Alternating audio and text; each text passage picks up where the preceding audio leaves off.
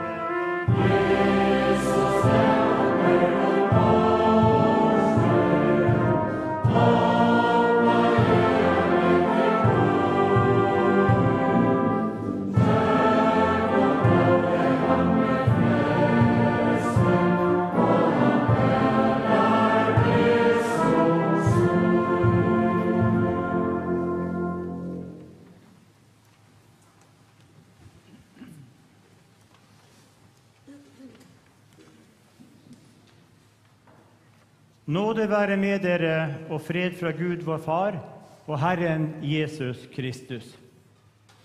Vi er her samlet for å ta avskjed med Erhard Marner Olsen, og sammen så skal vi overgi ham i Guds hender og følge ham til hans siste hvilested. La oss be. Himmelske Gud, hellige Far, du som er Herre over liv og død. Når vi skilles fra en av våre kjære, styrk oss i troen, så vi også ved graven setter vårt håp til deg. Herre Jesus Kristus, du som gikk gjennom død og grav for oss, bli hos oss i vår nød, og la oss en gang samles i ditt hus. Hellige Ånd, du vår trøster i liv og død, fyll alle sørgende med din trøst. Dra alle til deg og gi oss å ha vår skatt i himmelen. Amen.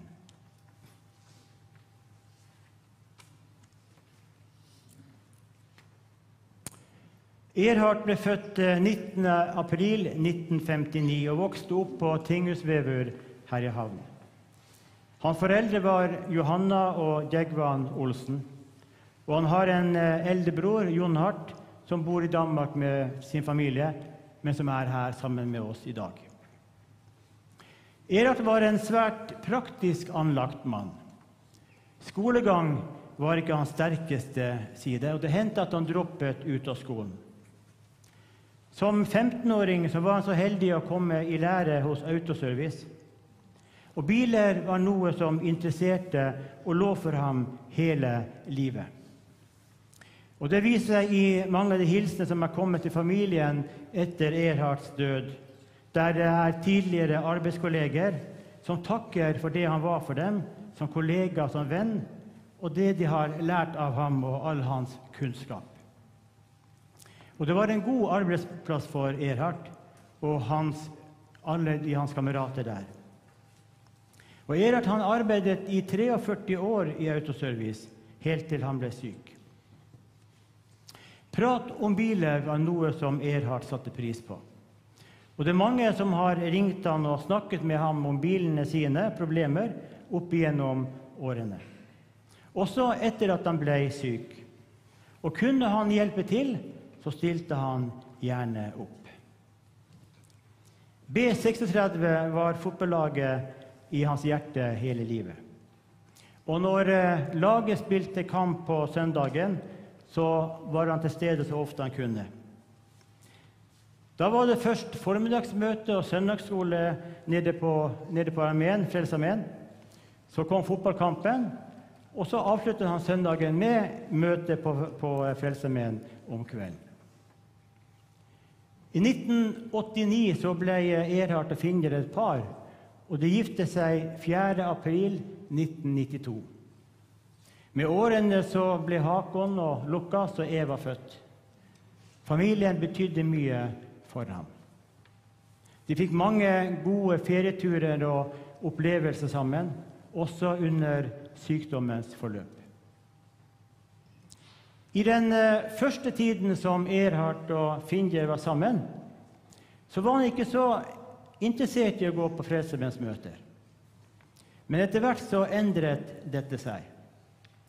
For Erhard trodde ikke han var god nok, at Gud ikke så noe nytte i ham. Men han opplevde at Guds kraft kunne forvandle et menneske da en venn av han som slet med alkoholen kom til tro. Og det gjorde sitt til at Erhard i 1998 ble innviet til soldat sammen med sin venn. Og de to ga hverandre et løfte. Dette skulle holde livet ut, og de skulle begraves i sin soldatuniform. Og det løftet har de holdt. Erhard kan beskrives med 2 ord: trofast og hjelpsom. Nei var et ord som sjelden ble brukt. Og lovte han noe, så holdt han det. Han var omgjengelig, og han snakket med alle. Erhard var fanesersjant i armeen, med ansvar for at flagget vårt ble tatt med når vi skulle ha for eksempel utemøter. Han spilte også stortromme i musikken vår, og han kunne marsjere med stortrommen mens han holdt Hakon fast oppe på skuldrene, og samtidig kunne klare å holde takten. Jeg vet ikke om dere har prøvd det, men det høres vanskelig ut. Han gjorde mye dugnadsarbeid for oss i armeen, sammen med de andre i korpset. Og da det gamle herberget var, så stilte han opp som frivillig og tok mange vakter der. Erhard hadde stor arbeidskapasitet, han var sterk, og han var utholdende. Høsten 2016 så ble han syk. Det ble oppdaget en stor kreftsvulst i ryggen. I februar 2017 så fikk han beskjed om at svulten vokste og lå slik til at det ikke var noe man kunne gjøre for å berge ham. Medisinen kunne lindre smerte og kanskje forlenge livet noe. Erhard og familien levde så normalt som mulig den tiden som de fikk sammen. Han hvilte i, og det var opp til Gud å bestemme hvor lenge han skulle leve. Det ble flere turer og besøk til Hakon i Norge, og barna var ofte med når Erhard skulle til behandling i Danmark. 14. mars i år var en stor dag for Erhard. Da ble Lukas innvidd som soldat i armeen, Frelsesarmeen. Og Erhard hadde satt alt inn på å få være til stede i full uniform. Og det var siste gang som vi fikk se Erhard på et møte. Like før påske så var han til kontroll og til kemo på Rikshospitalet i København. Og da Erhard kom hjem, så fikk han en natt hjemme før han måtte på hospitalet. Men det var kun kanskje de siste 14 dagene under hele sykdomsforløpet som han følte seg virkelig syk. Og samtidig som han kjente på en ro ettersom han nærmet seg den siste hvile hos Gud. Familien fikk være til stede og være sammen med ham på sykeværelset den siste tiden. Og Erhard han ble forfremmet til herligheten 6. april, nesten 62 år gammel. Og våre tanker går til Finder og Hakon og Lukas og Eva, som er igjen, som vil være omsluttet i bønn og omsorg av mange i tiden fremover. Og så lyser vi fred over Erhards gode minne. Vi takker Gud for ham og for alt det som han var for oss alle.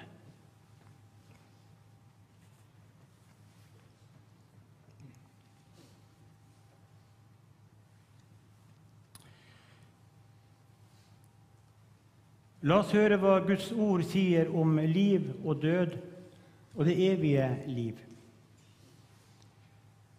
Herre, du har vært en bolig for oss i slekt etter slekt. Før fjellene ble født, før jorden og verden ble til, fra evighet til evighet er du Gud. Lær oss å telle våre dager så vi kan få visdom i hjertet. Så våg da, for dere vet ikke hvilken dag deres Herre kommer. Derfor må også dere være forberedt. For menneskesønnen kommer i den time dere ikke venter det. Jeg har stridd den gode strid, fullført løpet og bevart troen. Nå ligger rettferdighetens seierskrans klar for meg. Den skal Herren, den rettferdige dommer, gi meg på den store dagen. Ja, ikke bare meg, men alle som med kjærlighet har ventet på at han skal komme. Og la oss til slutt høre ordet om oppstandelse og evig liv ved Jesus Kristus, vår Herre. Og det han vil, han som har sendt meg, er at jeg ikke skal miste noen av alle dem han har gitt meg, men reiser dem opp på den siste dag. For dette er min fars vilje, at hver den som ser Sønnen og tror på ham, skal ha evig liv. Og jeg skal reise ham opp på den siste dag. Slik lyder Herrens ord. Så synger vi den neste sangen.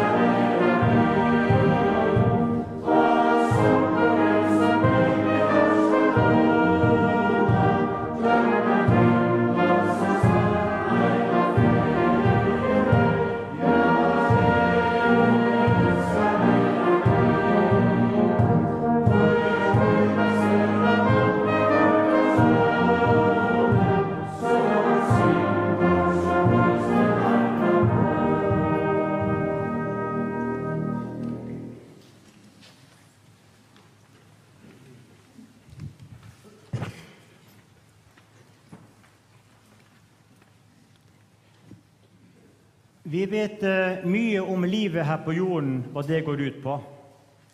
Og livene våre vi lever forteller oss på godt og vondt hvordan det er. Om hva som betyr noe for oss, hvilke verdier vi har. Og de valg vi gjør i livet, det får betydning både for oss selv og for de som står rundt oss. De fleste mennesker har mulighet til å kunne få seg et ganske godt liv ut fra sine forutsetninger og hvordan man velger å leve. Men hva skjer med oss når vi dør? Det er det mange som har spørsmål om, uavhengig om de tror på Gud eller ikke.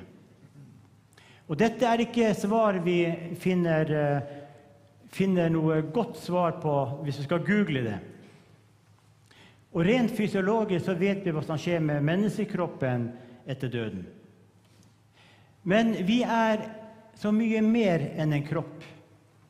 Livet er gitt oss av den treenige Gud, som skapte mennesket i sitt bilde til mann og kvinne. Og han blåste livets ånde inn i mennesket, og gjorde oss til en levende sjel, en levende skapning. Dette overbeviser ikke de som ikke tror på at det står en Gud bak alt det vi vet og ser. Det underlige er at mange så tilsynelatende har lettere for å akseptere forklaringen på at alt vi har av kunnskap om denne verden og universet og om mennesket, bare har blitt til ved en tilfeldighet, the Big Bang. For oss som tror på den levende Gud, som Bibelens bøker viser oss hvem er, og hva hans vilje er med oss, så er det ikke vanskelig å tro på et liv etter døden. Når Paulus står innenfor kong Agrippa og skal forsvare seg og sin tro på Jesus Kristus, så er han vitnesbyrd dette. Jeg har ikke sagt annet enn det profeten og Moses sa skulle hende, at Messias skulle lide, og at han som den første skulle stå opp fra de døde og forkynne lyset både for sitt eget folk og for hedningefolkene. Og i sitt brev til menigheten i Thessaloniki så forklarer Paulus dette nærmere. Og så får vi et lite glimt av hva som skjer bakom dødens forheng. Og han sier: Vi vil at dere skal vite, søsken, hva som skjer med dem som er sovnet inn. Dere skal jo ikke sørge som de andre, de som er uten håp. For om Jesus døde og sto opp, og det tror vi, så skal Gud også ved Jesus føre dem som er sovnet inn sammen med ham. Dette sier vi dere med et ord fra Herren. Vi som fremdeles lever og blir igjen her helt til Herren kommer, skal slett ikke komme før dem som er sovnet inn. For når befalingen lyder, når erkeengelen roper og Guds basun høres, da skal Herren selv stige ned fra himmelen, og de døde i Kristus skal stå opp først. Deretter skal vi som er igjen, og som ennå lever, bli rykket bort sammen med dem i skyene for å møte Herren i luften. Og så skal vi være sammen med Herren for alltid. Trøst og sett mot i hverandre med disse ordene. Vi vil at dere skal vite, sier apostelen. Den dagen kommer da alle de som har dødd bort fra denne verden i troen på Jesus Kristus som sin frelser, skal stå opp og møte Jesus sammen med alle som lever når han kommer tilbake. Og når vi vet hva som kommer til å skje, så gir det oss et håp utover dette livet her. Og i Peters brev: Gud har i sin store miskunn født oss på ny til et levende håp ved Jesu Kristi oppstandelse fra de døde, til en arv som aldri forgår, aldri skitnes og aldri visner. Den er gjemt i himmelen for oss, som i Guds kraft blir bevart ved tro, så dere når fram til frelsen. Dere vet at det ikke var med forgjengelige ting som sølv eller gull dere ble kjøpt fri fra det tomme livet dere overtok fra fedrene. Det var med Kristi dyrebare blod, blodet av et lam uten feil og lyte. Jesus var bestemt til dette før verdens grunnvoll ble lagt, og for deres skyld er han blitt åpenbart nå ved tidenes ende. Ved Jesus er dere kommet til tro på Gud, som reiste han opp fra de døde og ga ham herlighet. Derfor er deres tro også håp til Gud. Jesus hadde med sin død på korset kjøpt Erhard fri fra det tomme livet han levde. Tomheten ble byttet med liv i Kristus. Han fikk tro seg frelst av Guds nåde. Det var han klar på. Livet hans sammen med Jesus, det vitner om det. Og det var ingen komplisert tro. Det nye livet han eide, det var nok. Og han sa han var takknemlig for frelsen i Jesus. Erhard var også klar på hva framtiden ville bringe. For ingen av oss lever for seg selv, og ingen dør for seg selv. Om vi lever, så lever vi for Herren. Om vi dør, så dør vi for Herren. Enten vi da lever eller dør, hører vi Herren til. Dette snakket han selv om da han var alvorlig syk. Man visste hva utgangen ville bli. Ikke som en trussel, men som noe naturlig som gjaldt for alle som hadde lagt sitt liv over i Guds hender. Det var derfor Jesus døde og ble levende igjen, for at han skulle være herre over både levende og døde. La oss som er her inne i dag, sette vårt håp til Jesus Kristus, han som er herre over levende og døde. Og derfor så er det ikke et farvel vi sier, men et på gjensyn til Erhard. Amen.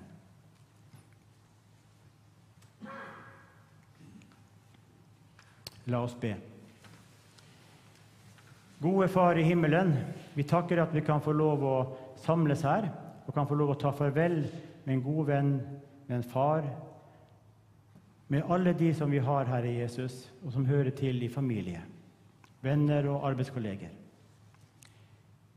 Kjære Jesus, vi takker deg, Herre Far, at vi kan få lov å legge hverandre i dine hender, velvitende om at din kjærlighet, den omfavner oss alle sammen. Så har vi nettopp feiret påske, og vi minnes det du gjorde der på Golgata kors. Herre, må du vise den enkelte av oss at den kjærligheten du viste der, den var for oss alle sammen, slik at hver den som vil tro og ta imot deg, Jesus, kan få lov å oppleve det i sine liv. Takk, Herre Far, at du har gjort det så enkelt for oss. Amen. La oss be Fader vår sammen. Fader vår, du som erst i himmelen, heilag være navnet tøyt, komme riket tøyt, være viljen tøyn, som i himmelen så gjør. Gjev okkom i dag okkara dagliga brei, og fyrtjev okkom syndir okkara, så som vi einsinne fyrtjev og teimom i måte okkar synda. Og lei okkom ikkje freistingar, men frels okkom fra til ytla. Tøya tøtje rujtje, valde og heiren om adlar ævir.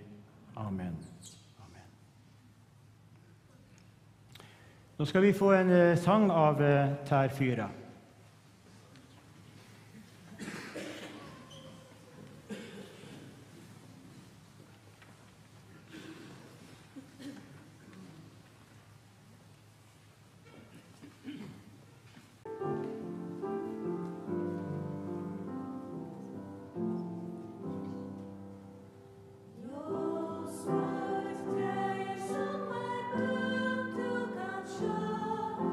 I long so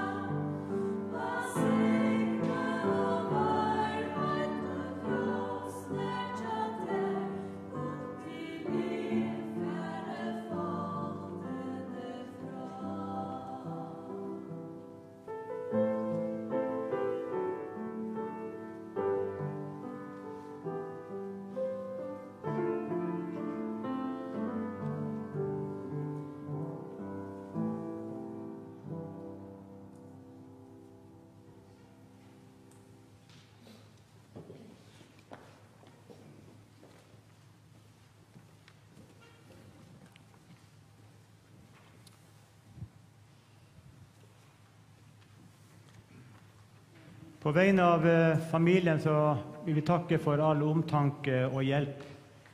Det har blitt satt pris på. Etter begravelsen nå ute på kirkegården, så dere velkommen til RV på Hotell Brandan.